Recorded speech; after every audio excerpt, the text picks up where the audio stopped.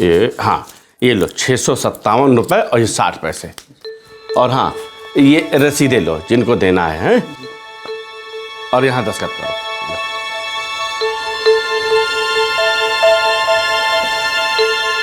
ठीक।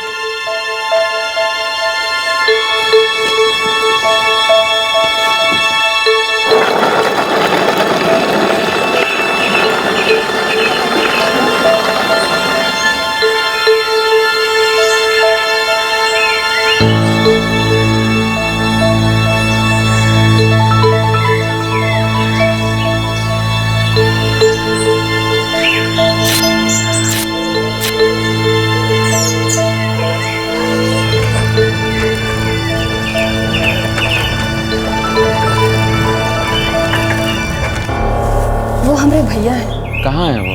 वो शहर से बाहर गए हुए हैं। माफ़ करिएगा, ये मनी ऑर्डर हम सिर्फ उन्हीं को दे सकते हैं। जी हम कह तो रहे हैं कि वो हमारा बेटा है। आपको जो भी जानकारी चाहिए हम अभी ये दे देते हैं। माफ़ कीजिए चाचा जी, हम शशांक को ही पैसा दे सकते हैं। क्या है कि मनी ऑर्डर उसी के नाम से आया है ना। अब ई का नाटक है, वो तो 1 महीने बाद आएगा ना। नाटक नहीं है चाचा जी, यही सरकारी नियम है।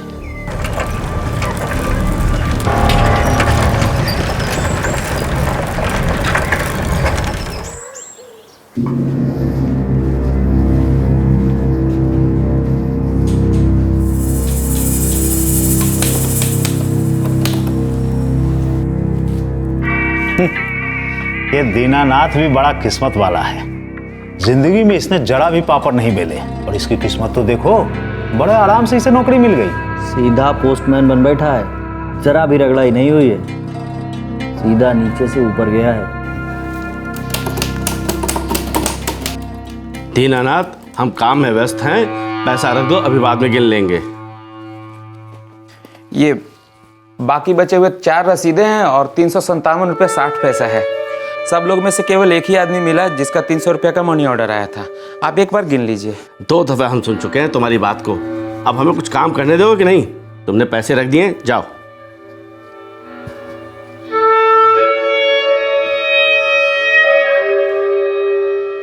साल 1984, उस जमाने में 357 रुपये 60 पैसे का बहुत मोल था, बल्कि केवल 57 रुपये 60 पैसे भी बहुत मायने रखते थे। एक साधारण पोस्टमैन दीनानाथ शर्मा के लिए ये 57 रुपये 60 पैसे उनकी जिंदगी के 29 साल की इंसाफ की लड़ाई बन गई।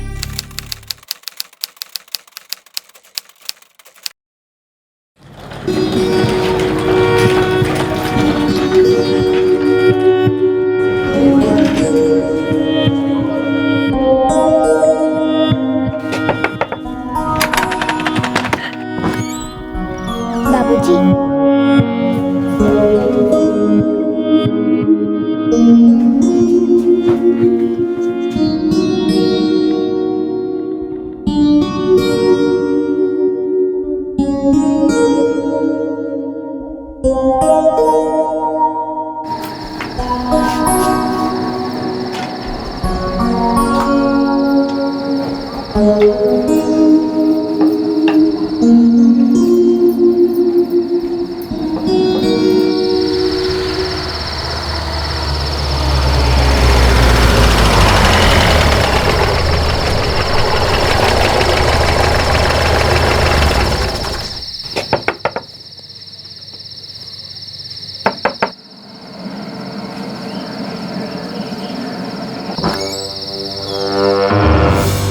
पोस्टमैन दीनानाथ शर्मा जी, तुम्हें हमारे साथ चलना होगा। क्या हो गया साहब? हमारे पास तुम्हारे नाम का वारंट है। वारंट? ऐसा क्या किया हमने? पैसे चुराए। कहाँ से पैसे चुराए हैं? डाकखाने से। चलो हमारे साथ। साहब कोई गलतफहमी हो गई है साहब, हमने कोई रुपए नहीं चुराए। तुम अपने आप चल रहे हो, ये उठाकर जीप में डालकर ले चले। साहब कुछ गड़बड़ हुई है साहब, कुछ गड़बड़ हुई है। सब कुछ गड़बड़ है। जबान बंद करो और पाँव चलाओ, चलो। साहब कहाँ ले जाओ? सुनिए तो साहब हमने कुछ नहीं किया साहब। क्या बैठो साहब।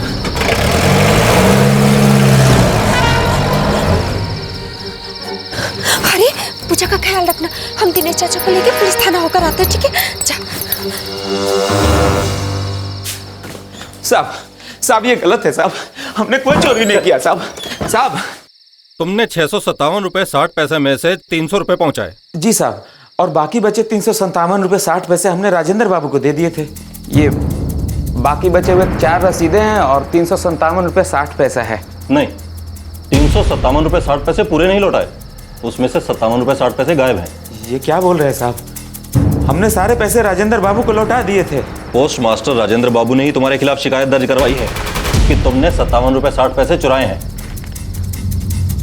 लेकिन साहब, हमने सारे पैसे लौटा दिए थे और फिर ये 2 महीने के बाद शिकायत क्यों कर रहे हैं? अगर हिसाब किताब में पैसे कम थे तो उन्होंने आज तक हमसे हिसाब किताब मांगा क्यों नहीं? देखो, वो सब हमें कुछ नहीं पता। तुम्हारे खिलाफ शिकायत दर्ज हुई है और हम तुम्हें हिरासत में ले रहे हैं। हमारी बात सुनिए साहब। साहब, हमने कोई चोरी नहीं किया साहब। साहब, हमने कोई चोरी नहीं किया साहब।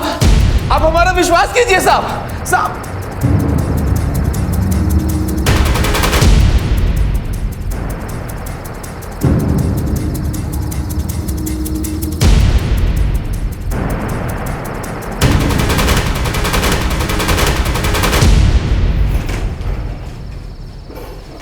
देखो, कुछ नहीं हो सकता।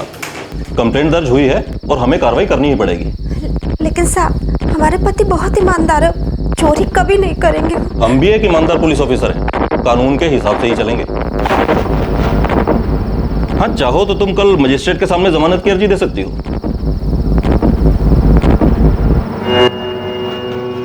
देखो, शिकायतकर्ता पोस्ट मास्टर बुलर चौक डाकखाना श्री राजेंद्र सोमेश्वर। अपराध सरकारी खजाने से 57 रुपये 60 पैसे की चोरी। IPC 409 की धारा सरकारी कर्मचारी द्वारा अमानत में खयानत, क्रिमिनल ब्रीच ऑफ ट्रस्ट।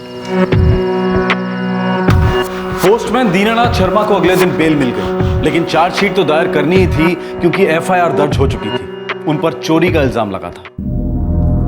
फंसाया जा रहा है हमको यहाँ। सब हमसे चिढ़ते हैं। सबको लगता है जैसे ये नौकरी हमको मुफ्त में मिल गई है, बिना मेहनत किए। अरे हम मानते हैं कि बाबूजी अपनी नौकरी के दौरान गुजरे तो हमको ये काम मिला, लेकिन हम भी ये काम पूरी ईमानदारी और मेहनत से कर रहे हैं। उन लोगों को हमारे साथ ऐसा नहीं करना चाहिए था।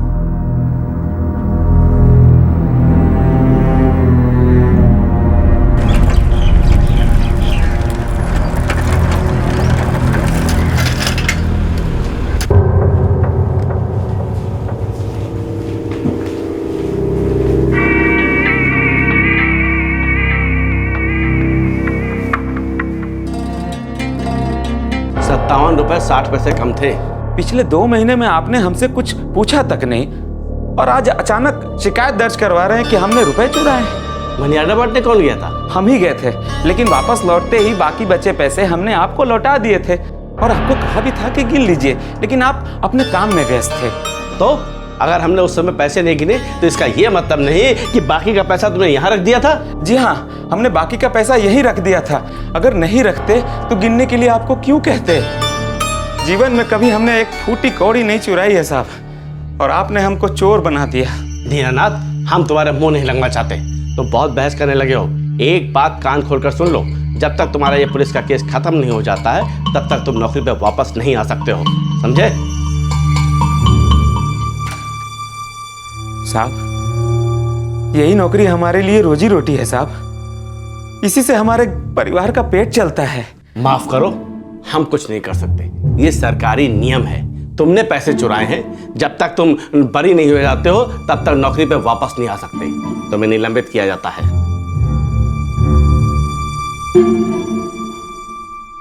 क्या मतलब? केस खत्म कर दो। हमें निलंबित कर दिया गया है साहब, नौकरी चली गई है। इसी से तो हमारा परिवार चलता था साहब। पोस्ट मास्टर साहब ने सीधे शिकायत दर्ज करवा दी। कम से कम एक बार हमसे हिसाब किताब तो पूछना चाहिए था। देखो दीनानाथ, FIR दर्ज हो चुकी है, अब बिना कार्रवाई किए कुछ नहीं हो सकता। तुम्हें थोड़ा टाइम इंतजार करना पड़ेगा। तो फिर आप जांच करिए ना साहब। हमने चोरी नहीं की है और हमें डर भी नहीं है। बस थोड़ा जल्दी कर देते साहब तो। देखो दीनानाथ, तुम हमें मत सिखाओ कि हमें क्या करना है और क्या नहीं करना। हम जो भी करेंगे तुम्हें अपने आप पता चल जाएगा।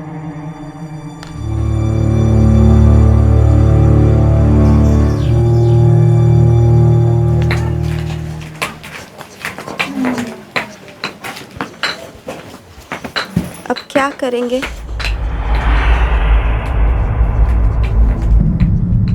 जब तक आपकी नौकरी वापस नहीं मिल जाती हम कोई काम कर लें बाहर। तुम क्या करोगी? किसी के घर का काम पकड़ लेते हैं, झाड़ू पोछा। क्या बक रही हो? बोल क्या रही हो? नहीं नहीं, हमें काम जल्दी ही वापस मिल जाएगा। वो लोग ऐसे ही हमको झूठा इल्जाम में फंसाकर निलंबित नहीं करा सकते।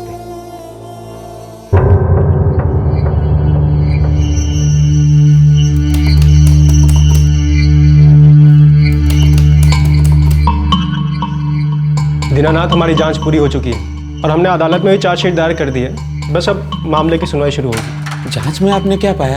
यही कि तुमने पैसे चुराए। हमने कोई चोरी नहीं की है। भाई साहब, आपके डाक खाने के साथी कर्मचारी भी यही कह रहे हैं। हमने सबके बयान लिए। कौन है वो लोग? परशुराम सिंह और चंद्रभान नारायण।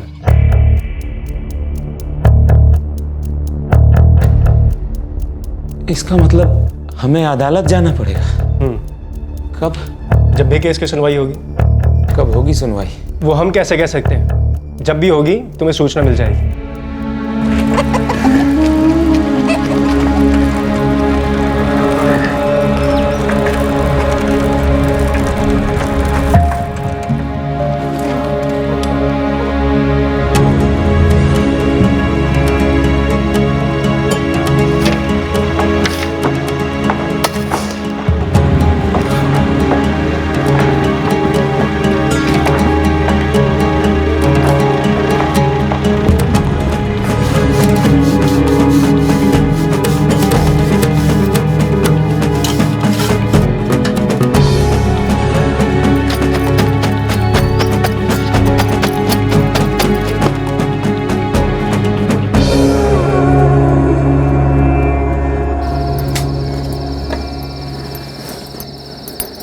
क्या बोले वो लोग? कब होगी केस की सुनवाई? बोल तो रहे हैं जल्दी ही होगी।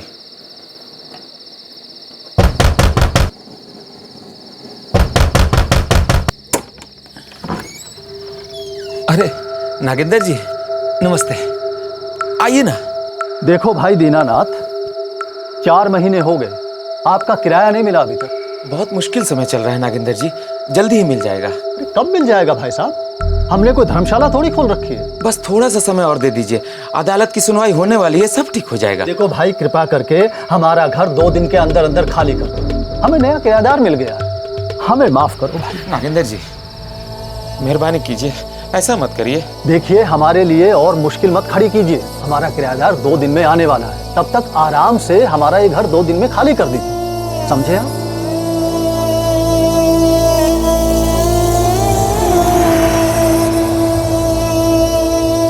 अब हमको क्या पता कि कोर्ट केस की सुनवाई कब करेगा।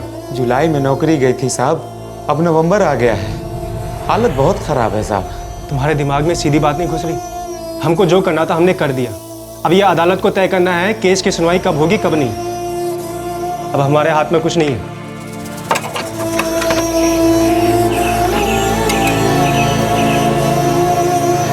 चलो नागेंद्र जी को चाबी दे देते हैं, फिर निकलते हैं। चलो बेटा।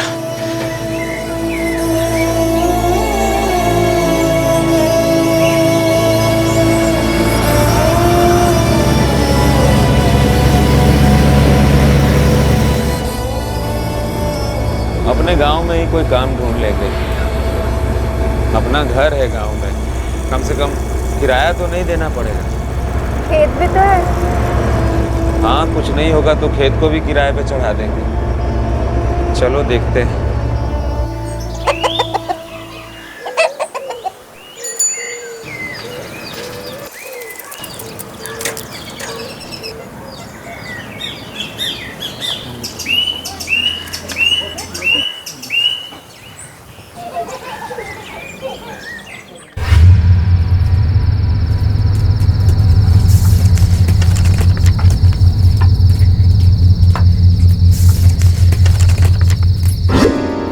अदालत से केस की तारीख है।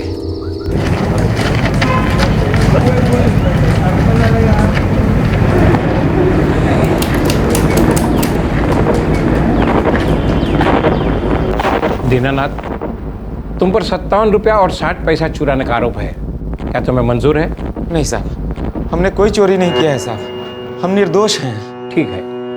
तुम्हारा कोई वकील है? नहीं साहब। तो वकील रखो। अगर तुम वकील नहीं रख पाए तो अदालत तुम्हें एक वकील मुहैया करवाएगी और केस की सुनवाई उसके बाद होगी। अगला केस। सुनिए सुनिए दीनानाथ जी, सुनिए, आपको वकील की जरूरत है ना? अब हम वकील हैं, आपका केस संभाल लेंगे। लेकिन हमने कोई चोरी नहीं की है वकील साहब। हाँ हाँ, हम ये साबित कर देंगे दीनानाथ जी। अब देखिए, अगर आप कोर्ट से वकील लेंगे ना तो वो सरकारी वकील होगा, और आप पर तो जो मुकदमा है वो भी सरकारी खजाने से पैसे चुराने का है, वो आपको नहीं जितवाएगा। और इसीलिए तो कह रहे हैं हम संभाल लेंगे आपका केस। हमको हमारी नौकरी वापस चाहिए। हाँ हाँ, मिल जाएगी नौकरी। अरे ये केस आप पक्का जीतोगे दीनानाथ जी, और अपनी तो फीस भी ज्यादा नहीं है। कितनी फीस है? बस यही। और फिर शुरू हुई दीनानाथ शर्मा की हमारी न्याय व्यवस्था से जंग। 57 रुपए 60 पैसे की चोरी का एक केस साल 1985 में शुरू हुआ। सर, दोनों गवाह परशुराम सिंह और चंद्रभान नारायण सरकारी कर्मचारी हैं और काम की व्यस्तता के चलते आज वो पेश होने में असमर्थ हैं। शिकायत करता? सर, वो भी उस डाक खाने में पोस्ट मास्टर हैं, नहीं आए। मैं अगली तारीख देता हूँ, उसमें वो हाजिर रहने चाहिए। जी सर।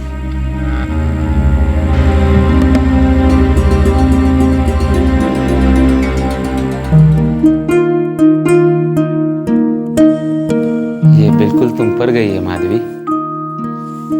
इसका नाम आरती रख दें? हाँ, अच्छा है। हरि, पूजा और आरती।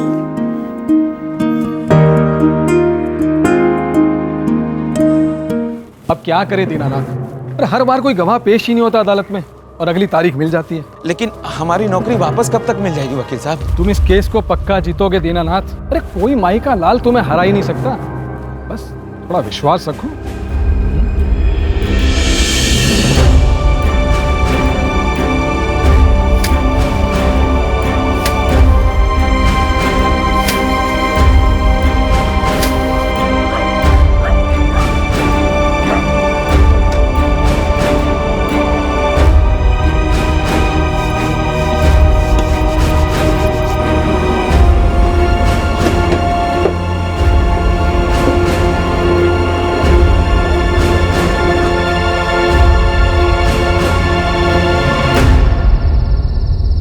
बाबूजी, क्या हम सरकारी स्कूल में अपना दाखिला करवा ले? स्कूल की फीस कहाँ से आएगी बेटा? ज़्यादा नहीं होगी बापू, और हमारे जो चाय वाले मालिक है ना, उन्होंने हमसे कहा है कि हमें हर महीने 90 रुपए देंगे, फीस उसके अंदर ही आ जाएगी बापू। ठीक है बेटा, चले जाओ स्कूल। हो सके तो पूजा को भी अपने साथ ले जाओ। हाँ, केस कब तक चलेगा? पता नहीं माधवी, ना तो राजेंद्र बाबू कभी आते हैं, ना परशुराम, ना ही चंद्रभान कभी आते हैं पेशी पर।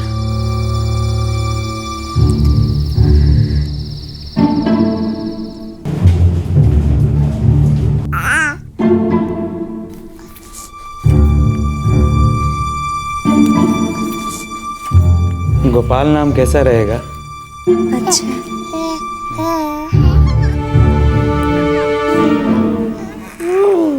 अब तुम ही बताओ हम क्या करें? चिल्लाएं, जज साहब से लड़ाई कर लें? और कब तक चलेगा वकील साहब? दीनानाथ, तुम्हारे साथी लोग ही तुम्हारे खिलाफ हैं, पर कोई अदालत में आता ही नहीं गवाही देने के लिए। अब ऐसे में हम क्या कर सकते हैं? हाँ, हुआ भाई पूरा टाइम। वकील साहब, 2 साल हो गए और मामला वहीं का वहीं अटका पड़ा है। घर बार चलाना मुश्किल हो गया है। तुम्हारा बेटा कैसा है? ठीक है, लेकिन हम बहुत मुश्किल हालात से गुजर रहे हैं वकील साहब। सब ठीक हो जाएगा दीनानाथ, विश्वास रखो। हाँ,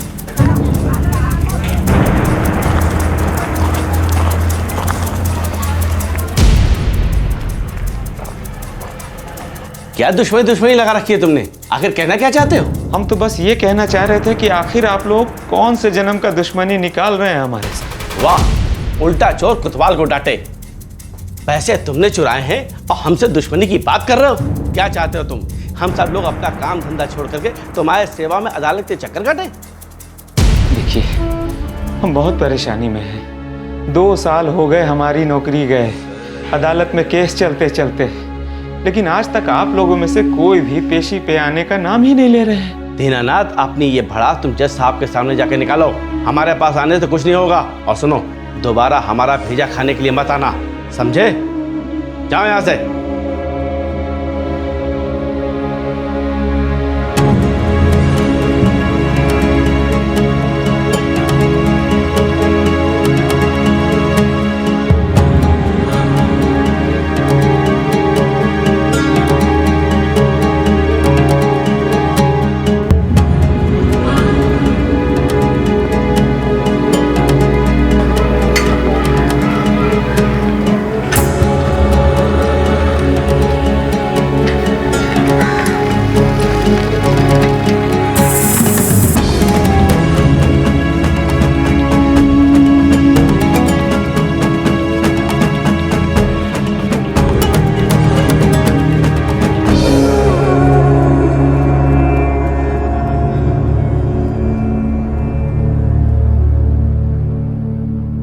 दीनानाथ, आपके बेटे गोपाल के लिए हम जो भी कर सकते थे हमने किया, लेकिन याद रखिए सरकारी अस्पताल है। क्या गोपाल की तबीयत अब भी ठीक नहीं हो पा रही डॉक्टर साहब? 1 हफ्ते पहले हमने आपको बाहर से कुछ दवाएं लाने को कहा था, लेकिन आप समझ ही नहीं पा रहे कि वो कितनी जरूरी दवाएं हैं।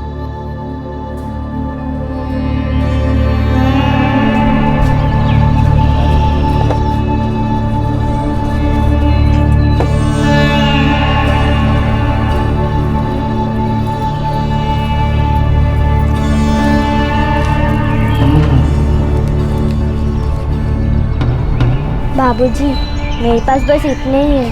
ये चाय वाले सेठ से कुछ और मांग लो ना बेटा। वो ना बोलता है।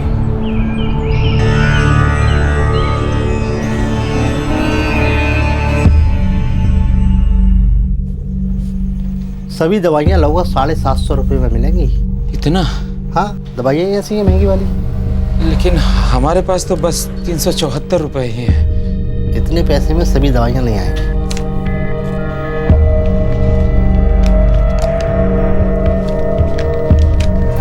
साल 1991, 57 रुपए 60 पैसे की चोरी का मामला दर्ज हुए 7 साल बीत चुके थे और इस केस को अदालत में चलते हुए 6 साल गुजर गए। दीनानाथ और माधवी अपना एक और बच्चा खो चुके थे। अपने पुश्तैनी खेतों का एक हिस्सा बेचने के बावजूद भी वो अपनी बेटी गुड्डी को बीमारी की चपेट में आने से नहीं बचा पाए।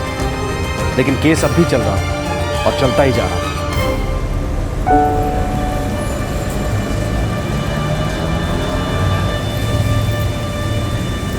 हरी, ले लिया साहब? हाँ भैया ले लिया। चल आज तुमको हम शादी में कैमरा चलाना सिखा देते हैं, तुम खुद गुरु हो जाएगा कुछ दिन में। चल आ बैठ जा। बैठ गया? हाँ भैया चल।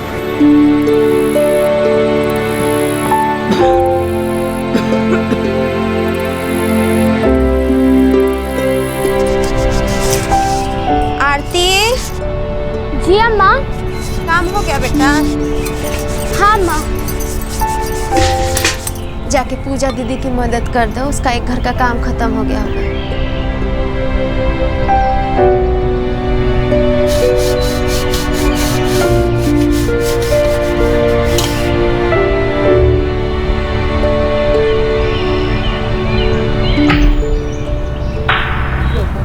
बड़ी मुश्किल से सुनवाई की तारीख मिली है। कुछ फायदा होगा?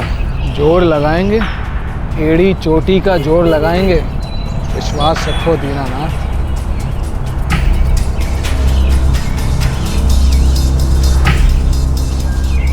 सरकार बनाम दीनानाथ शर्मा, अपराध संख्या 212/1984, केस संख्या 66/2001 हाजिर हो।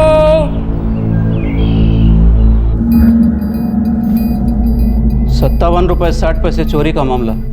जी जज साहब, मेरे मुवक्किल पे ये जो 57 रुपये 60 पैसे की चोरी का इल्ज़ाम लगाया गया है बेबुनियाद है। 57 रुपए 60 पैसे की चोरी? 1984? जी सर, 1984 से इस केस की सुनवाई चल रही है। प्रोसिक्यूशन के वकील कौन है? सर, ये केस बस अभी अभी मेरे पास आया है, मैं चार्जशीट देख रहा हूँ। सर, प्रोसिक्यूशन आज तक एक भी गवाह इस अदालत में पेश नहीं कर पाया है और इसी वजह से ये केस आज तक घसीटता चला जा रहा है। पर ऐसे क्यों हुआ? ये और कुछ नहीं है सर, इस मामले को लटकाने के हथकंडे हैं और इसी वजह से मेरे मुवक्किल दीनानाथ शर्मा पिछले 17 सालों से अपनी नौकरी से निलंबित हैं। सर, मुझे इस केस को ठीक से पढ़ने समझने के लिए ज़रा वक्त चाहिए। मैं अदालत से एक और तारीख की विनती करता हूँ।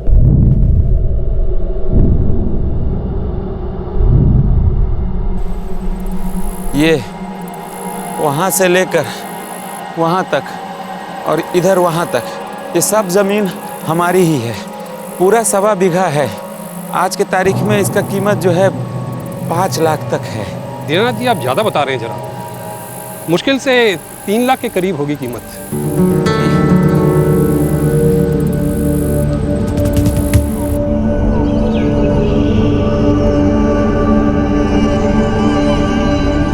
आओ बेटा, हम तुम्हारा ही इंतजार कर रहे थे। बैठो बैठो। क्या बात है बाबूजी? वो हमारे बाकी बचे हुए खेत के 3.5 लाख रुपए मिल रहे हैं। तुम्हें क्या लगता है पूजा की शादी के लिए काफी रहेगा ना? आप जैसा ठीक समझे। वैसे लड़का अच्छा है बाबूजी, हमें तो ये शादी करा देनी चाहिए। हाँ, अब हमें ये कर ही देना चाहिए। नौकरी होती तो प्रोविडेंट फंड से उधार ले लेता, फिर ये पुश्तैनी जमीन बेचनी भी नहीं पड़ती, ना घर गिरवी रखना पड़ता, सब कुछ अच्छे से हो जाता। कोई बात नहीं बाबूजी, हम जैसे तैसे सब संभाल लेंगे। ये केस का तो और छोर ही पता नहीं चलता, पता नहीं कब तक चलेगा। और फिर पूजा की शादी के बाद तुम्हारी भी तो शादी करनी है। कब तक तुम अकेले अपने कंधों पर अपने इस घर का बोझ लेकर घूमते फिरोगे? तो क्या हुआ बाबूजी, देखिए पहले पूजा अपने घर जाए और फिर आरती भी तो है ना। आप अभी से हमारी चिंता ना करें, हम सब संभाल लेंगे।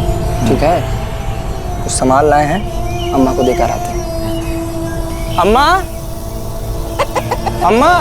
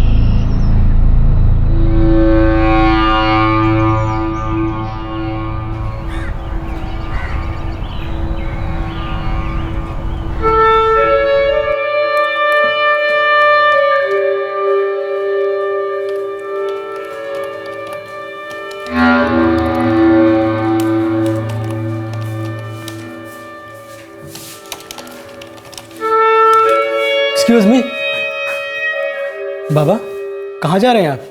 हम राजेंद्र बाबू से मिलने जा रहे थे। राजेंद्र बाबू? जी। पर वो तो रिटायर हो चुके हैं।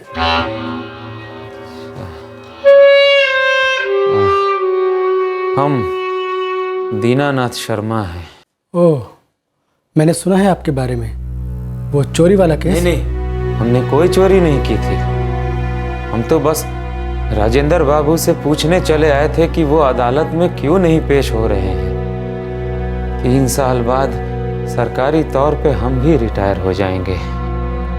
बिना तनख्वाह के निलंबित हुए हमको 23 साल हो गए, लेकिन ये केस है कि खत्म होने का नाम ही नहीं ले रहा है। बाबा एक काम कीजिए, आप यहाँ बैठिए, मैं पोस्ट मास्टर साहब से बात करता हूँ कि इस बारे में क्या करना है। बैठिए।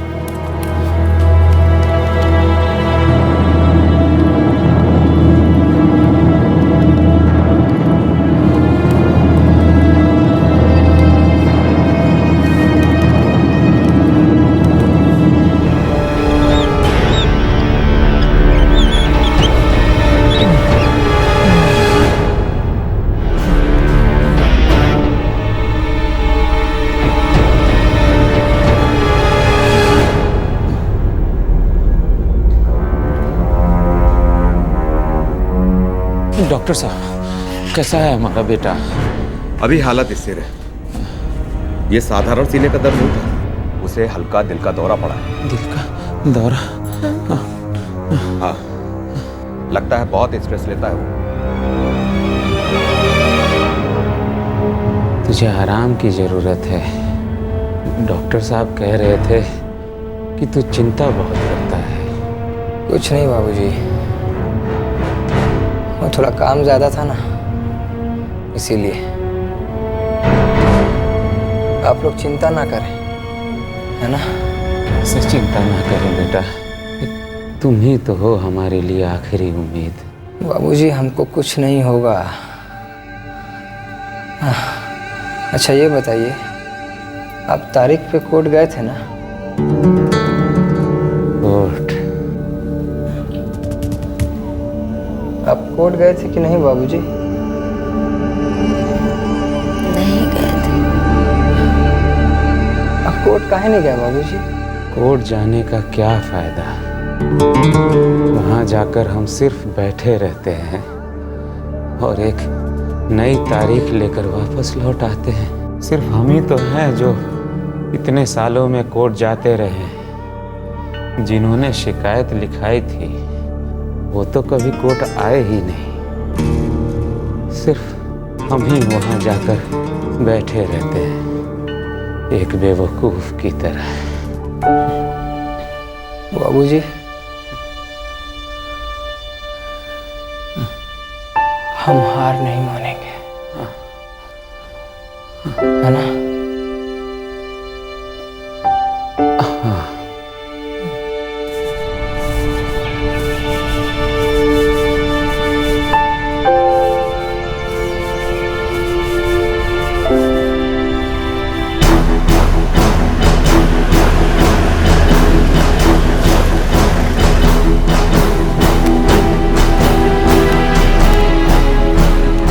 जी जी आपके लिए वारंट। वारंट किस लिए? पिछली 5 सुनवाई में नोटिस देने के बाद भी आप अदालत में नहीं आए। हमें आपको गिरफ्तार करना पड़ेगा। हम सुनवाई की लगातार मांग कर रहे हैं। हम जरूर जीतेंगे दीनानाथ, बस विश्वास रखो। क्या राजेंद्र बाबू, परशुराम और चंद्रभान इतने सालों में एक बार भी अदालत में पेश हुए क्या? नहीं, कभी नहीं आए। तो फिर हम कैसे जीतेंगे? पिछले 24 सालों में वो लोग एक बार भी अदालत में पेश नहीं हुए, उन्हें कुछ नहीं हुआ, और हम कुछ एक बार अदालत में पेश नहीं हो पाए तो हमको गिरफ्तार कर लिया गया। देखो दीनानाथ, विश्वास तो तुम्हें रखना ही पड़ेगा। तुम तो जानते हो अदालत की कार्रवाई है।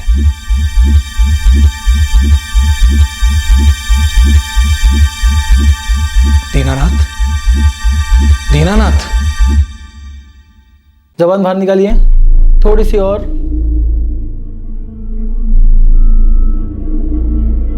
सांस लीजिए। डॉक्टर साहब सब ठीक है ना? ठीक तो है, लेकिन उनसे बात करते वक्त मुझे वो डिप्रेस्ड लगे। हाँ, आजकल वो ज्यादा बात भी नहीं करते हैं।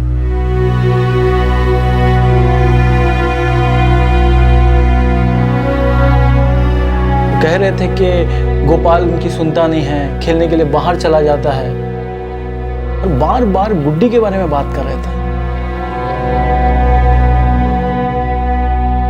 दरअसल डॉक्टर साहब, गोपाल हमारा छोटा भाई था और गुड्डी हमारी छोटी बहन।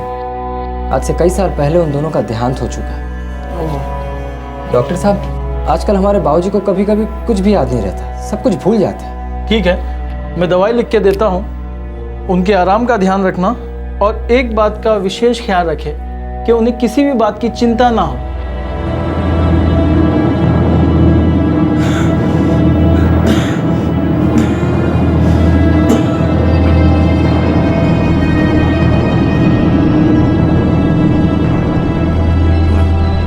गोपाल, ए गोपाल, कहाँ है गोपाल? गोपाल कहाँ है? बैठिए, बैठिए। हाँ, गोपाल कहाँ है?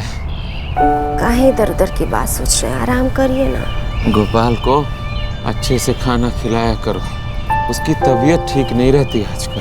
हाँ, हम खिला देंगे, आप आराम करिए, चलिए। हाँ।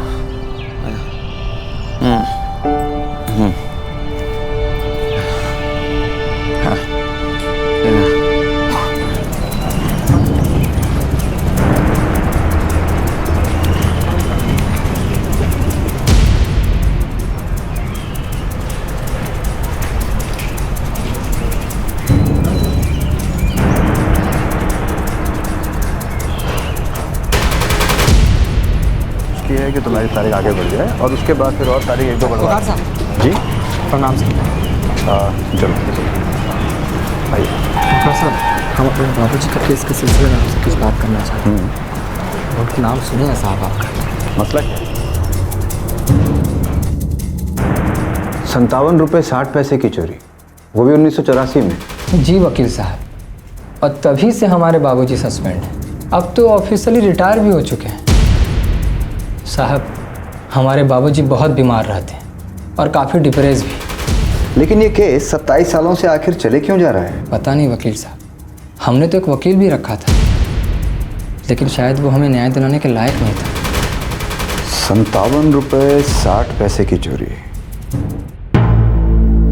मिलॉर्ड, केवल 57 रुपये 60 पैसे की चोरी का मामला और 27 साल, जिसमें 250 तारीखें पड़ चुकी हैं। केवल यही नहीं, प्रोसिक्यूशन ने अब तक किसी भी तारीख में कोई गवाह पेश नहीं किया है।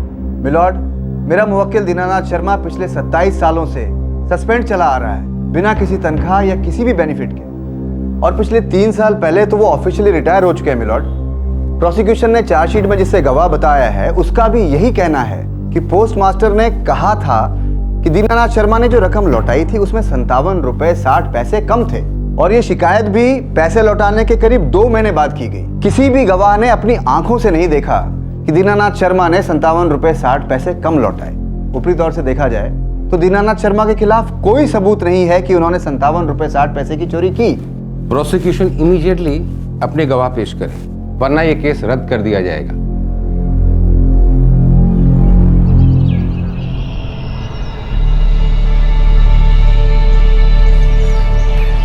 बाबूजी, हमने नया वकील कर लिया है, बहुत अच्छे वकील हैं वो। अब देखिएगा केस बहुत जल्दी निपट जाए, है ना?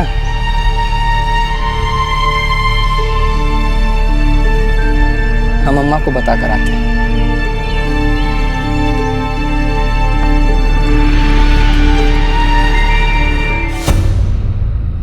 अब तो हद हो चुकी है milord.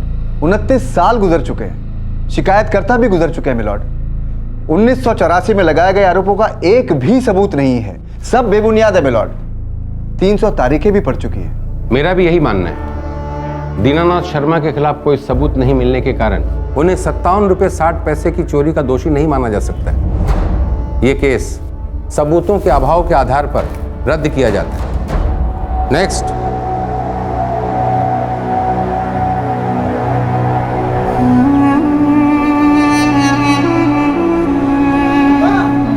Police police police police आई बेटा, पुलिस का है, पुलिस का है बाबूजी। हाँ बेटा, हमने ऐसा क्या कर? पुलिस नहीं आई। पुलिस? कोई पुलिस नहीं आ रही है। आपने कुछ नहीं किया था बाबूजी, आपने पैसे भी नहीं चुराए थे। कोर्ट ने आपके खिलाफ का मुकदमा रद्द कर दिया।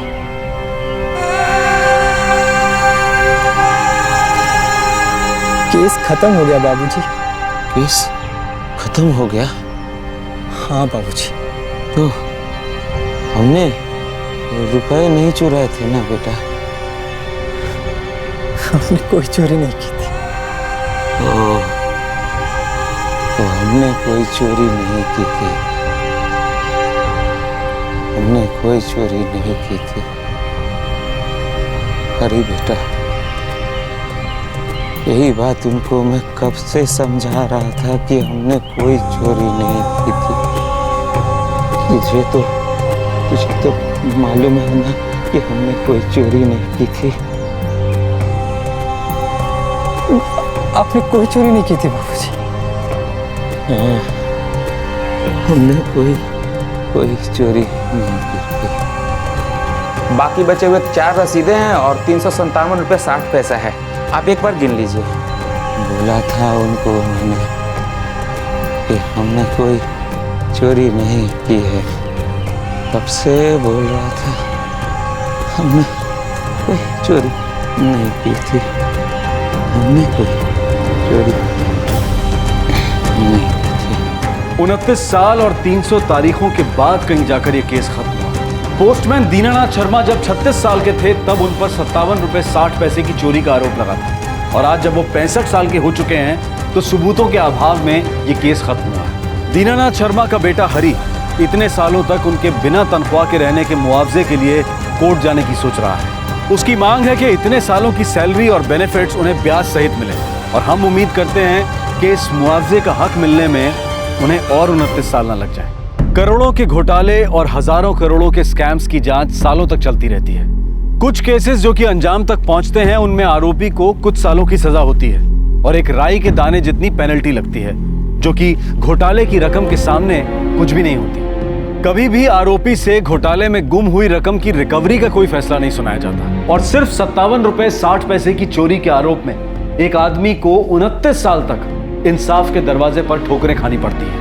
उसे उसकी नौकरी से सस्पेंड कर दिया जाता है और उसे सैलरी और नौकरी के साथ जुड़े बेनिफिट्स के बिना ही रहना पड़ता है। अपने इंसाफ की इस लड़ाई में जैसे तैसे घर परिवार को चलाने की जद्दोजहद में वो बीमारी की वजह से अपने 2 बच्चों को भी खो बैठता है। अपने बच्चों की शादी के लिए अपना आखिरी सहारा अपनी जमीन तक बेच देता है। भारत की कई अदालतों में 1 साल से ज्यादा के पेंडिंग केसेस हजारों की संख्या में है, और कहीं कहीं तो ये संख्या लाखों में है। ऐसे में अगर लोग ये कहते हैं कि हमारी व्यवस्था में पूरी तरह से सफाई और बदलाव की जरूरत है, तो इसमें गलत क्या है? हमारे आज के एपिसोड की दूसरी कहानी।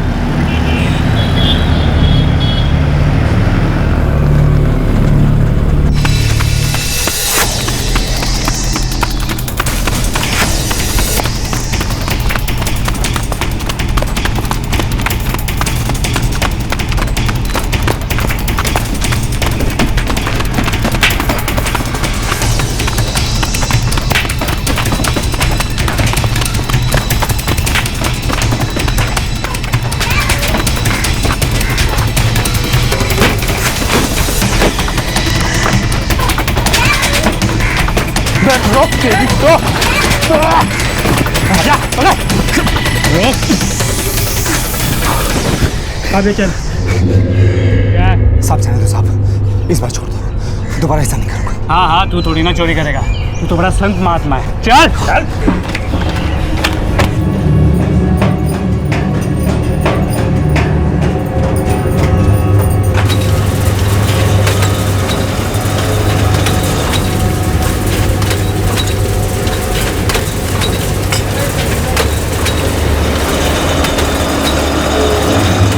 अब्बू, अब्बू, अल्ताफ को पुलिस ने पकड़ लिया है। तो इसमें नई बात क्या है?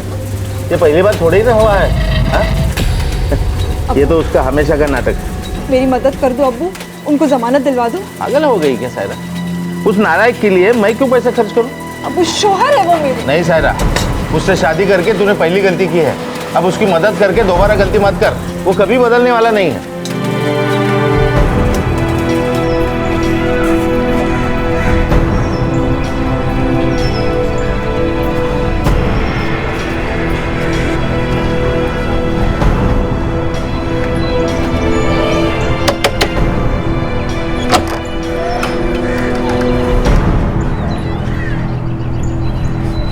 सायरा, मेरे पास इतने पैसे नहीं हैं बेटा।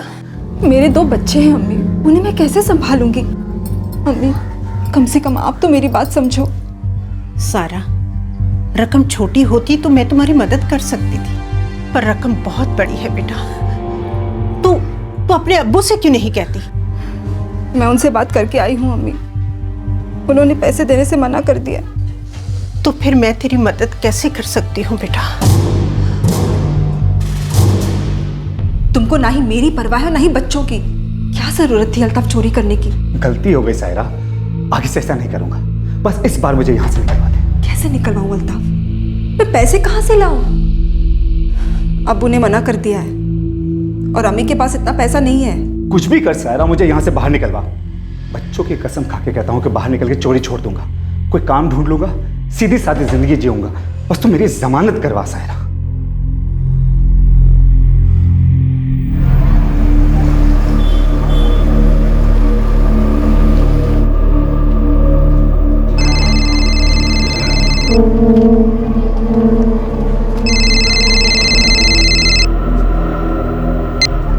हेलो। सारा, रात 10 बजे आ जाओगी ना? हाँ। कहाँ आना है? होटल गीतांजलि में। ठीक है।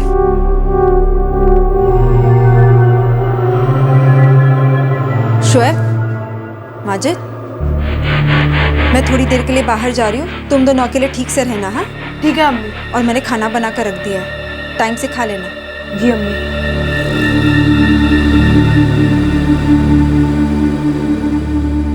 एक अच्छी जिंदगी के लिए सबसे आसान रास्ता है मेहनत और ईमानदारी का। हालात मुश्किल हो तो भी गलत रास्ते से कमाया गया पैसा अपने साथ मुश्किलें ही लेकर आता है, और कई बार ये मुश्किलें इतनी बड़ी हो जाती हैं कि अपने साथ कई लोगों की जिंदगियां तहस नहस कर जाती हैं।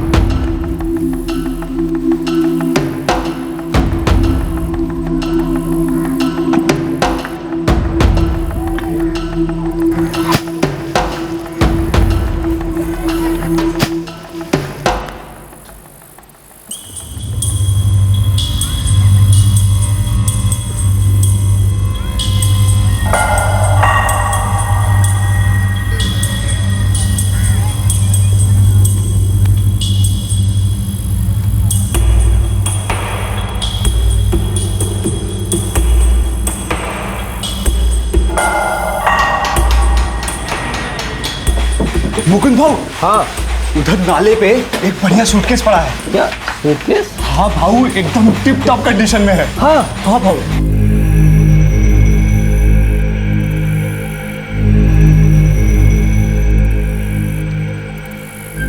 उठा लेते हैं, हो सकता है इसमें कुछ कीमती सामान हो। हाँ भाऊ। लेकिन भाऊ, हाँ? अगर अंदर कुछ और हुआ तो? मतलब मेरा मतलब अगर अंदर बम हुआ तो? देखते हैं। हाँ भाऊ। पुरुषोत्तम, इस पर तो खून लगा हुआ।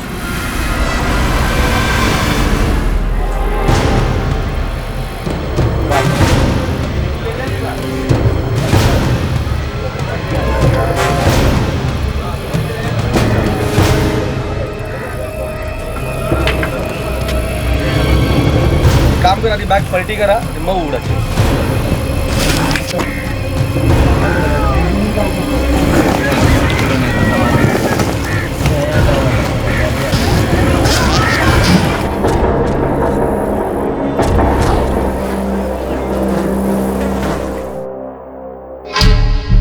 खून में अल्कोहल के ट्रेसेस मिले हैं। मौत कितने बजे हुई होगी? करीबन 18 या 20 घंटे पहले। मतलब कल 20 अक्टूबर संडे को सुबह 10 से 12 के बीच ये खून हुआ होगा। जी हाँ, मरने वाला मुसलमान है, खतना हुआ है इसका।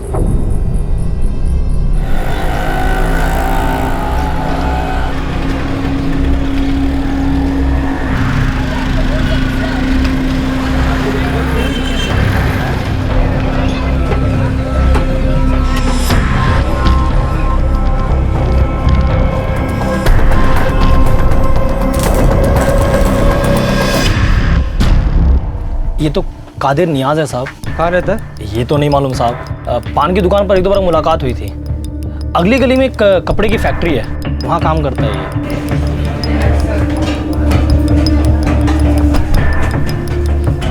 या अल्लाह, मैं वही सोच रहा था कि आज कादिर भाई काम पे आए क्यों नहीं। इनका घर कहाँ है?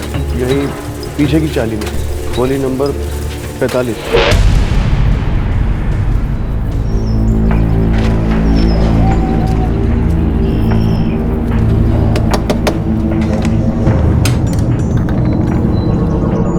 कादिर नियाज। जी वो मेरे शौहर हैं। क्या हुआ उनको? बोलिए ना, क्या हुआ उनको? हमें इनकी लाश मिली।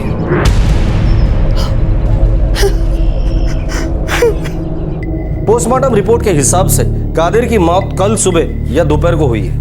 हमें लाश आज सुबह मिली। आपने पता लगाने की कोशिश नहीं की आपका पति कल से घर पर नहीं आया, कहाँ गया होगा वो? साहब मैंने फोन किया था सुबह उनको, लेकिन उनका फोन बंद आ रहा था। सुबह? आपका पति कल से गायब है और आपने आज सुबह फोन किया था? कई बार वो बिना बताए अपनी अम्मी के घर चले जाते थे, रात भर वहीं रुकते थे और अगले दिन लौट आते थे। उनका नंबर क्या है?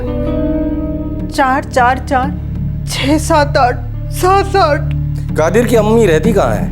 हमारे घर से 2 गली छोड़कर तीसरी गली में। ये लोग कौन है? ये अल्ताफ है और ये उसके 2 बच्चे, शोएब और माजिद। ये अल्ताफ कौन है? अल्ताफ मेरी बेटी सारा का शौहर है। सारा उसकी दूसरी बीवी है।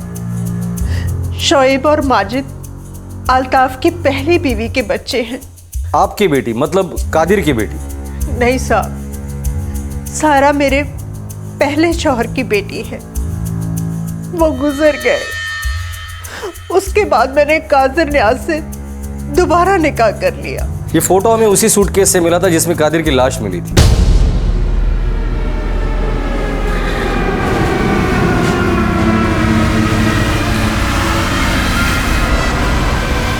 ये तो सायरा का सूटकेस है।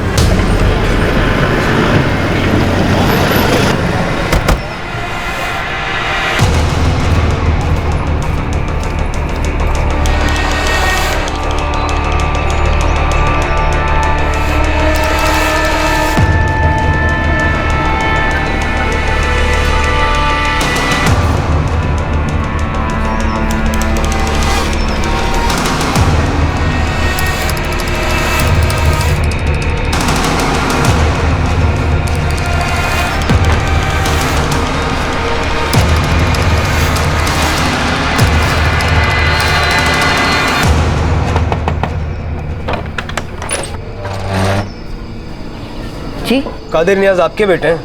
जी हाँ। सायरा को मैंने 3 दिन पहले कहीं जाते देखा था। अल्ताफ के 2 बच्चे हैं, शोएब और माजिद, वो कहाँ हैं? वो तो नहीं पता साहब, लेकिन हाँ आप शाजिया से पूछ सकते हैं। वो अल्ताफ की बहन है, यही अगली गली में ही रहती है। खोली नंबर क्या है? कादिर कल रात में घर में नहीं आया। क्या बात है, आप उसके बारे में क्यों पूछ रहे हैं? किसी ने उनका खून कर दिया है, हमें उनकी लाश मिली।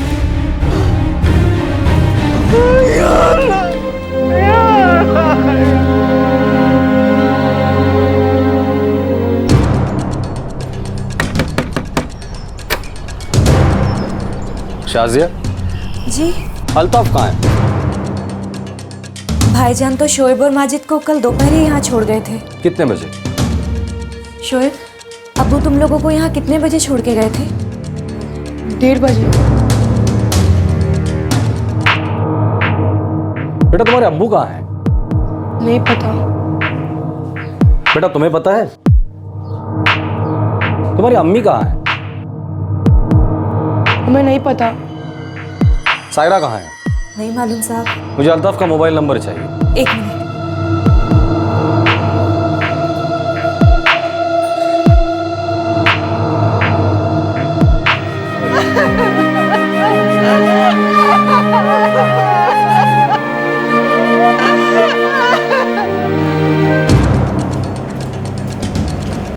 सर, अल्ताफ और सायरा दोनों के फोन बंद आ रहे हैं और इन दोनों के बारे में किसी को कुछ पता ही नहीं, ना बच्चों को ना अल्ताफ की बहन शाजिया को।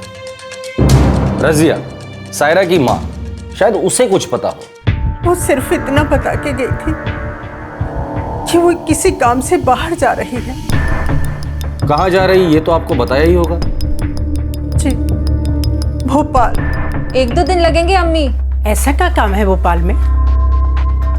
कुछ कंपनी का काम है अम्मी। अब जब तक अल्ताफ कोई काम नहीं ढूंढ लेता तब तक तो मुझे काम करना ही पड़ेगा ना। कौन सी कंपनी में काम करती है वो? पता नहीं साहब। आपके शौहर कादिर किसने मारा होगा उसने? अल्ताफ ने? सायरा ने या अल्ताफ और सायरा दोनों ने मिलके? या कहीं आप भी तो शामिल नहीं इन दोनों के साथ रजिया जी? कैसी बातें कर रहे हैं साहब? मैं मेरे शौहर को क्यों मारूंगी? इसका जवाब तो हमसे बेहतर आप दे सकती है। मैं उनकी बीवी हूँ। और सायरा, वो तो उनकी सगी बेटी नहीं है। वो सूटकेस भी सायरा का था। इसका एक ही मतलब है, इस खून में सायरा जरूर शामिल है। नहीं मालूम साहब, मुझे कुछ भी नहीं मालूम। बिस्मिल्लाहिर्रहमानिर्रहीम। कुल हुवल्लाहु अहद अल्लाहु समद लम यलिद वलम यूलद वलम यकुल लहू कुफुवन अहद। बिस्मिल्लाहिर्रहमानिर्रहीम।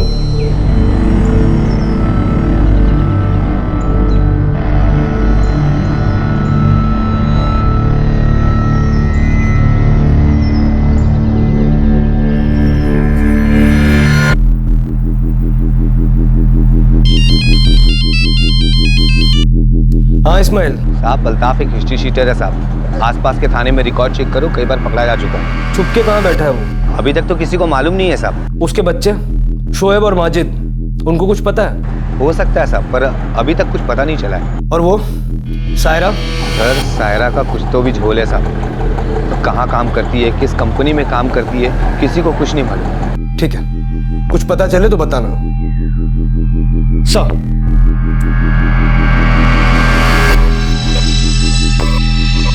ये अल्ताफ कई बार चेन स्नैचिंग के मामले में पकड़ा गया है।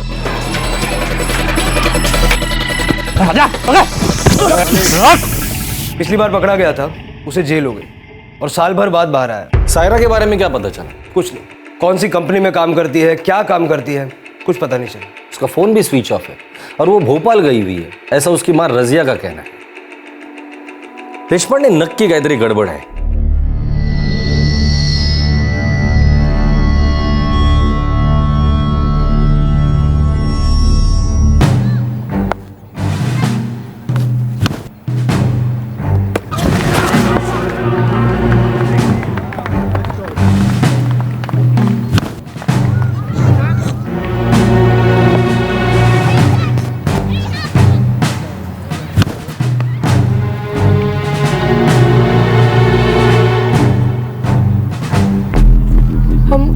क्रिकेट खेल रहे थे। फिर तुम्हारे अब्बू ने तुम दोनों को तुम्हारी बुआ के घर छोड़ा? हाँ। कुछ बताया नहीं उन्होंने कि कहाँ जा रहे हो? नहीं। माजिद को पता होगा? उस दिन भी वो हमारे साथ खेल रहा था, उसे कैसे पता होगा? एक मिनट, वो बीच में एक बार घर गया था पानी पीने। माजिद जल्दी बोलना! माजिद! माजिद फील्डिंग का जल्दी बोलना! बॉल फेंक जल्दी माजिद! क्या कर रहा है माजिद? शोएब, मैं पानी पी कर आता हूँ। जल्दी जा, जैसे फील्डिंग आती है हमेशा घर पे गलती मार लेता है।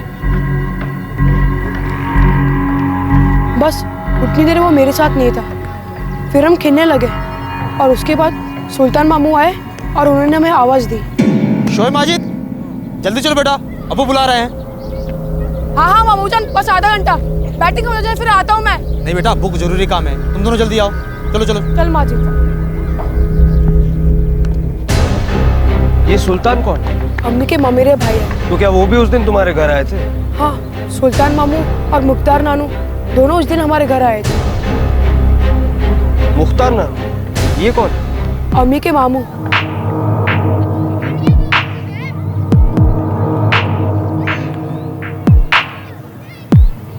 मुख्तार सायरा का मामा और सुल्तान सायरा का ममेरा भाई। अब ये दो नाम सामने आए थे। अब तक अल्ताफ को ही मुख्य आरोपी माना जा रहा था और साथ ही सायरा पर भी शक किया जा रहा था क्योंकि लाश उसके सूटकेस में मिली थी। और अब ये दो नए नाम सामने आए थे। क्या ये एक प्लान मर्डर था? आखिर इस खून का मकसद क्या था और क्या रजिया इस बारे में कुछ जानती थी? मुख्तार मेरा चचेरा भाई है और सुल्तान उसका बेटा है। वो गांव से आए थे। वो दोनों 20 अक्टूबर को अल्ताफ और सायरा के घर पर थे। ये दोनों अल्ताफ के घर में क्या कर रहे थे? नहीं पता साहब, वो अक्सर वहां आते हैं। इस वक्त कहाँ है वो? मालूम नहीं साहब। आपके शौहर इतवार की सुबह कहाँ थे ये आपको पता नहीं। आपकी बेटी कहाँ काम करती है ये आपको पता नहीं, जिसका अभी तक पता नहीं चला। आपका दामाद अल्ताफ वो कहाँ ये आपको पता नहीं, आपका भाई मुख्तार और उसका बेटा सुल्तान कहाँ है ये आपको पता नहीं, आपको तो कुछ पता ही नहीं है। सच में आपको कुछ पता नहीं या सच छुपा रही है हमसे रजिया जी? मैं कुछ नहीं छुपा रही हूँ साहब, मुझे सच में नहीं मालूम है। मुख्तार और सुल्तान 16 तारीख को हमारे घर आए थे। मेरे शौहर कादिर को उनका यहाँ आना पसंद नहीं था, वो उनको पसंद ही नहीं करते थे। उन्होंने उन दोनों को जाने के लिए कह दिया था। तुम लोग गांव से यहाँ आते ही क्यों हो? काम धाम तो कोई करते नहीं, बस यहाँ आ जाते हो मुफ्त की रोटियां तोड़ने। कैसी बात कर रहे हो कादिर भाईजान? रजिया हमारी बहन है। पर ये घर मेरी कमाई से चलता है, तुम्हारी बहन की कमाई से नहीं, समझे? कैसी बातें करते हैं आप? भाईजान 2-4 दिन रुककर चले जाएंगे। नहीं, ये दोनों आज ही यहाँ से जाएंगे। मैं इनकी शक्ल भी देखना पसंद नहीं करता। एक नंबर के निकम्मे और निठल्ले हैं लोग। और हाँ, जब मैं शाम को काम से घर आऊं ना, तो ये लोग मुझे नजर नहीं आने चाहिए।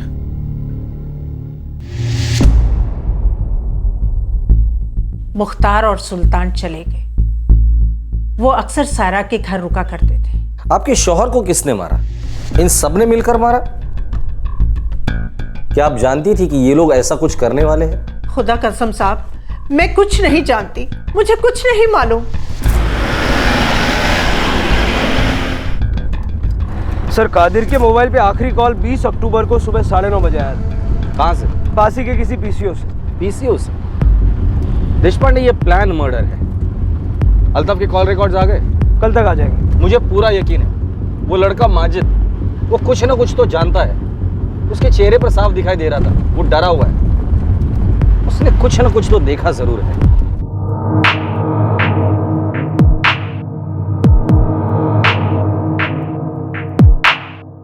सर, वो क्रिकेट खेलते वक्त बीच में एक बार घर गया था पानी पीने। हो सकता है तभी उसने कुछ देख लिया हो।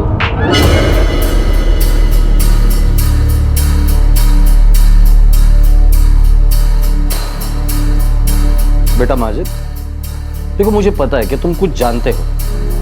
क्या देखा था तुमने? सच सच बता दो। देखो बेटा, तुमने तो कुछ गलत नहीं किया है ना, तो फिर मुझसे डरने की क्या जरूरत है ना? बता दो बेटा, क्या देखा था तुमने?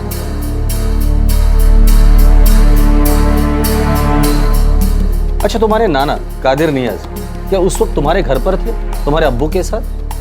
तुम जब पानी पीने घर पर गए थे, क्या उनको वहां देखा था तुमने? उस दिन मैं पानी पिया ही नहीं, मैं वापस आ गया था। क्यों? ऐसा क्या देखा तुमने जो पानी पिए बगैर ही चले आए?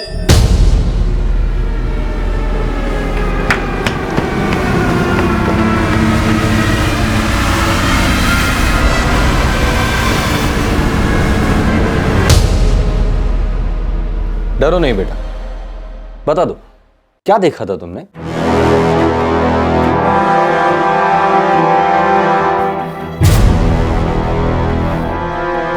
मैं ये सब साफ करना पड़ेगा।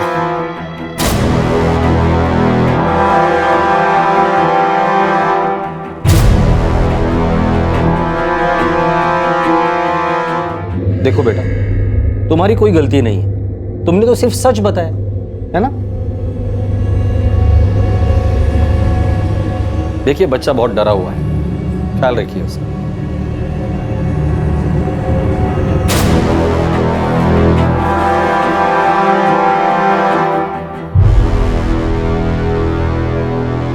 ये बात तो तय है कि इस खून के पीछे अल्ताफ का ही हाथ है। सिर्फ ये पता करना है कि उसके साथ कौन कौन था और इस खून के पीछे उसका मकसद क्या था।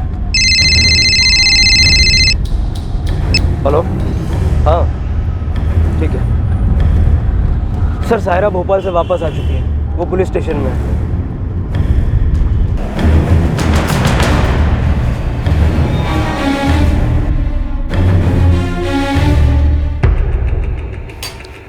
अल्ताफ कहाँ है?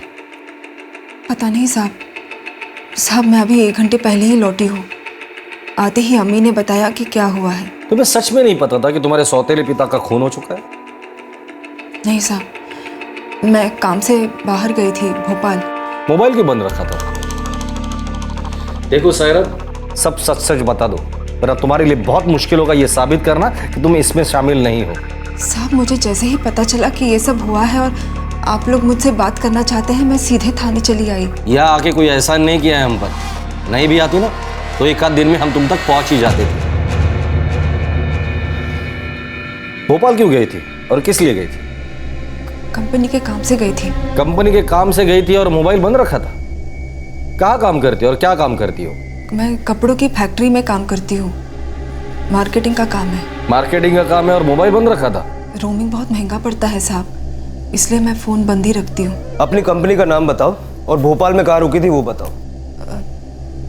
साहब मैं शकूर के लिए काम करती हूँ, वो एजेंट है कंपनी का। उसका भी नंबर दे दो।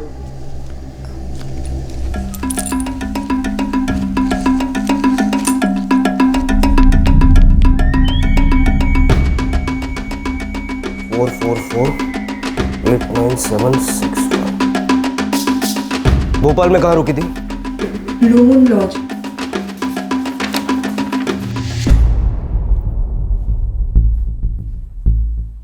अल्ताफ कहाँ है? मुझे नहीं पता साहब। एक बात तो तय है कि तुम्हारे पति अल्ताफ ने तुम्हारे सौतेले पिता कादिर नियाज का खून किया है, और मुझे यह भी पता है तुम्हें इन सब की जानकारी थी। नहीं साहब मेरे अब्बू ने अल्ताफ से कुछ 18,000 रुपए उधार लिए थे और वो वापस नहीं लौटा रहे थे। बस इसी बात को लेकर दोनों में झगड़ा था। लेकिन साहब अल्ताफ अब्बू को मार डालेंगे ऐसा नहीं हो सकता साहब। सर शकूर का फोन स्विच ऑफ आ रहा है और ये वाकई ब्लू मून लॉज में रुकी थी। ये शकूर रहता कहाँ है? पता नहीं साहब। तुम्हें लगता है तुम्हारी इस बात पे मैं यकीन कर लूंगा? साहब मुझे सच में पता नहीं है। शकूर के साथ काम करती हो, रहता का है पता नहीं तुम्हें? ठीक है, अभी जा सकती हो तुम, लेकिन दोबारा जरूरत पड़ेगी तो पुलिस स्टेशन आना पड़ेगा।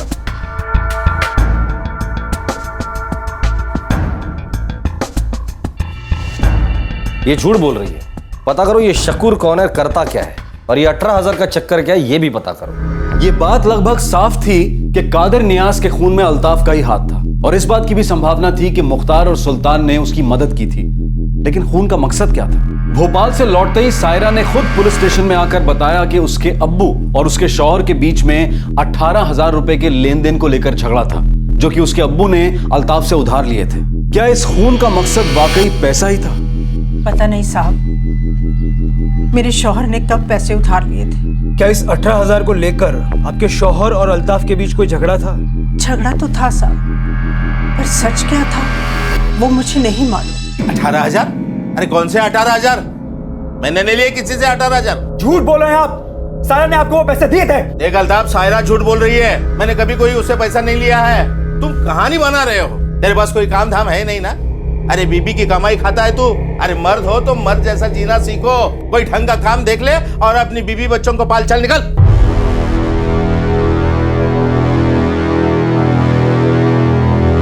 आपके शौहर ने सायरा से पैसे उधार लिए थे? पता नहीं साहब, अल्ताफ ने तो ऐसा ही बोला था।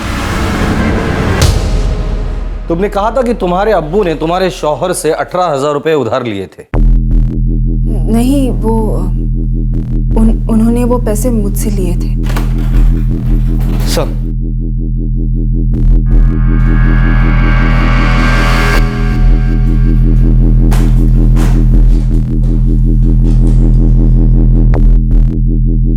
सर, अल्ताफ के मोबाइल से लास्ट कॉल 20 अक्टूबर की रात को 1:30 बजे, यानी कि 21 अक्टूबर की सुबह में किया गया था। कहाँ गया था? लखनऊ। लखनऊ में किसे? जलालुद्दीन, लखनऊ का रहने वाला।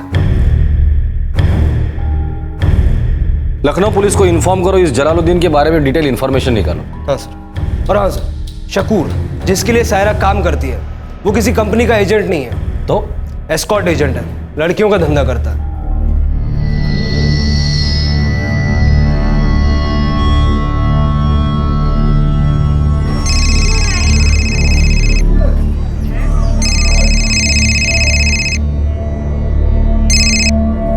हेलो जी,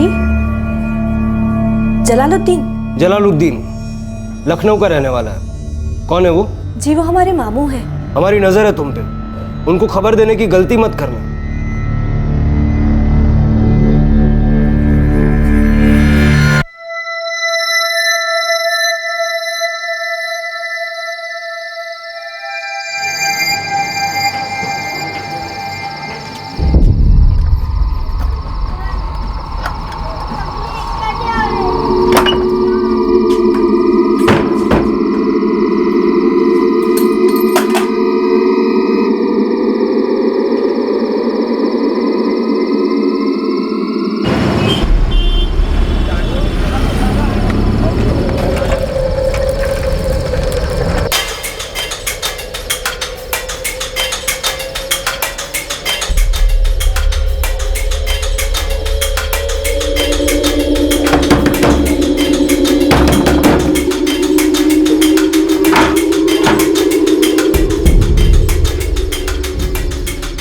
जलालुद्दीन जी।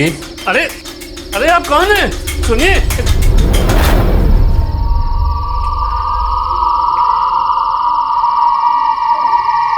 चले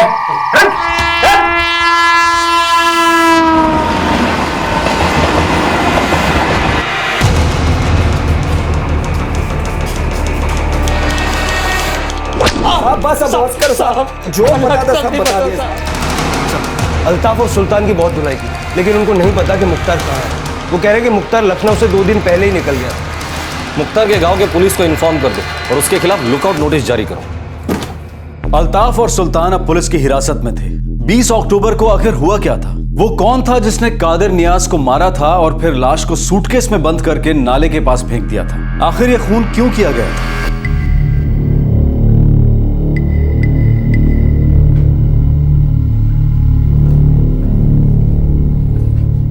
अल्ताफ, तुमने कादिर नियाज को मारा? तुमने उसे इसलिए मारा क्योंकि वो तुम्हारे 18,000 रुपए नहीं लौटा रहा था, या फिर इसलिए तुम्हारी बीवी जो काम कर रही थी उसके लिए तुम्हारा कादिर पे गुस्सा था?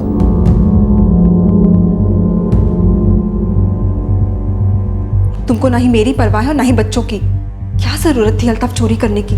बच्चों की कसम खा के कहता हूँ कि बाहर निकल के चोरी छोड़ दूंगा, कोई काम ढूंढ लूंगा, सीधी सादी जिंदगी जीऊंगा। बस तू मेरी जमानत करवा सायरा। सारा, रात 10 बजे आ जाओगी ना? हाँ। कहाँ आना है? सारा ने अपने अबू को मेरी जमानत के लिए 18,000 रुपए दिए थे। उसने वो पैसे भी रख लिए, मेरी जमानत भी नहीं करवाई। तो सायरा तो तुम्हारे जमानत के लिए मदद मांग रही थी, फिर उसके पास इतने सारे पैसे कहां से आ गए?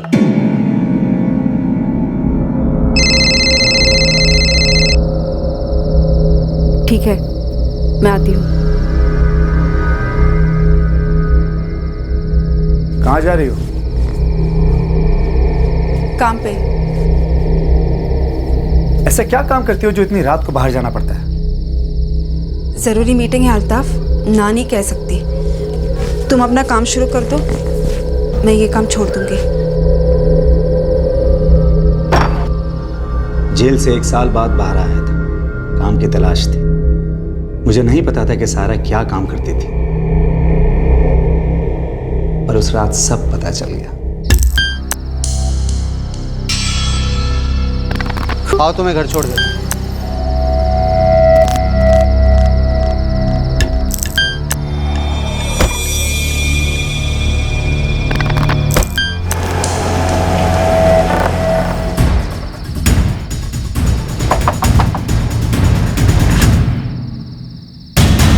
कहाँ थे तुम?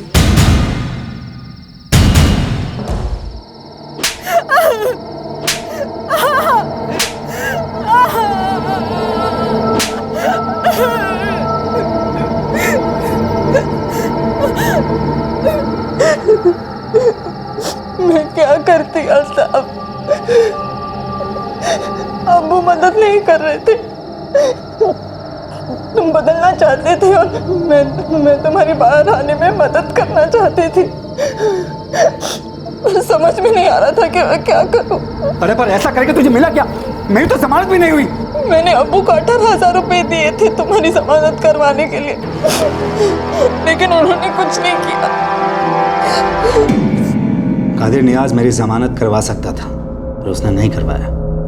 वो सायरा को इस गंदगी में जाने से रोक सकता था, पर उसने नहीं रोका। मैं उसी रात उसको मारने वाला था, लेकिन सायरा ने रोक लिया। सायरा 2-3 दिन के लिए काम से बाहर गई थी, और तब मुख्तार और सुल्तान घर पे आए थे। कादिर नियाज ने लोगों को बहुत बेइज्जत किया था और घर से बाहर भी निकाल दिया था। साला जो मन में आता है बोलता है। अरे सामने वाले को इज्जत है कि नहीं? अरे उसे किसी की फिक्र नहीं है, ना सायरा की, ना सायरा की अम्मी की। उसने सायरा की भी मदद नहीं की, वरना उसे ये सब नहीं करना पड़ता। सायरा को ये सब नहीं करना पड़ता? अल्ताफ, अल्ताफ बता, सायरा को क्या नहीं करना पड़ता? क्या नहीं करना पड़ता सायरा को? चाहे जितने भी दुश्मनी हो, मुझे मालूम था वो हरामी फोकट के दारू पीने जरूर आएगा। सायरा घर पे नहीं थी। मुख्तार और सुल्तान भी उसको सबक सिखाना चाहते थे, और मैं भी। माजिद जल्दी बोलना, माजिद, माजिद बिल्डिंग का जल्दी बोलना, बोल पे जल्दी माजिद।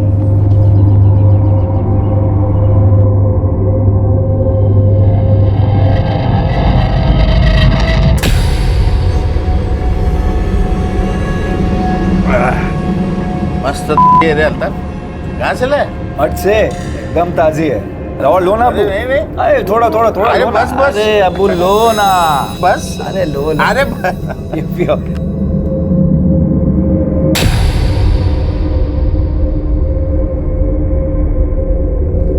अरे अबू और लो ना। अरे नहीं। अरे लो ना। बस अल्ताफ, अरे बस बहुत मजा आया, बहुत मजा।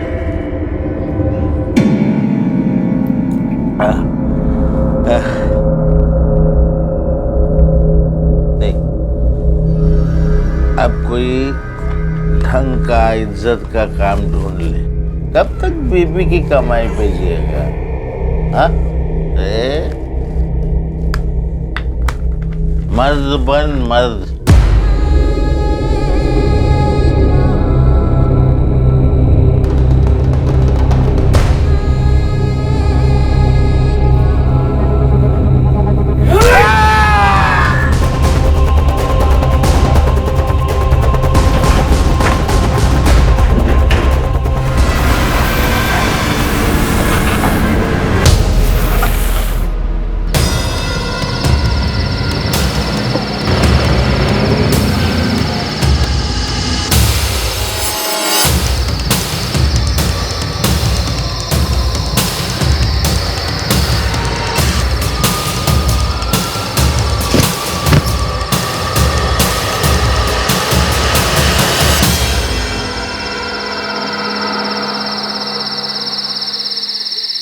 मैं झूठ बोलकर अपने दोस्त से रिक्शा लाया था, सूटकेस उधर नाले में फेंकने के लिए। शिंदे, स्टेटमेंट में इसके सिग्नेचर ले लेना। हो साहब।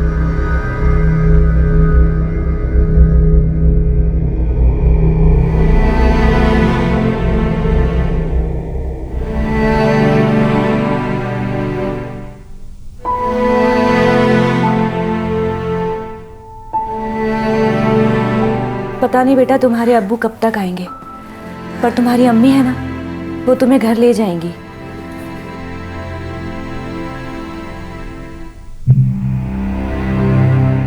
तीसरा आरोपी मुख्तार अभी तक लापता है। अल्ताफ और सुल्तान को न्यायिक हिरासत में ले लिया गया है और पुलिस चार्जशीट फाइल करने की तैयारी में है। एक जान गई, एक इंसान सलाखों के पीछे चला गया और साथ में उसका साथी भी। एक पत्नी जो इस उम्मीद में थी कि उसके पति के जेल से लौटने पर वो लोग मिलकर एक नई जिंदगी शुरू करेंगे, उसके सारे सपने चकनाचूर हो गए। उसकी मां ने अपने शौहर को खो दिया और 2 बच्चे बेसहारा हो गए। क्या होता अगर अल्ताफ जुर्म का रास्ता ना अपनाता? अगर इंसान जुर्म की राह पर कदम रखने से पहले उसके नतीजों को अच्छी तरह से समझ ले तो शायद ऐसी दुखद परिस्थितियों से बचा जा सकता है। ये मानना मुश्किल है कि जुर्म की राह पर चलने वाले इंसान को उसके अंजाम का पता नहीं है।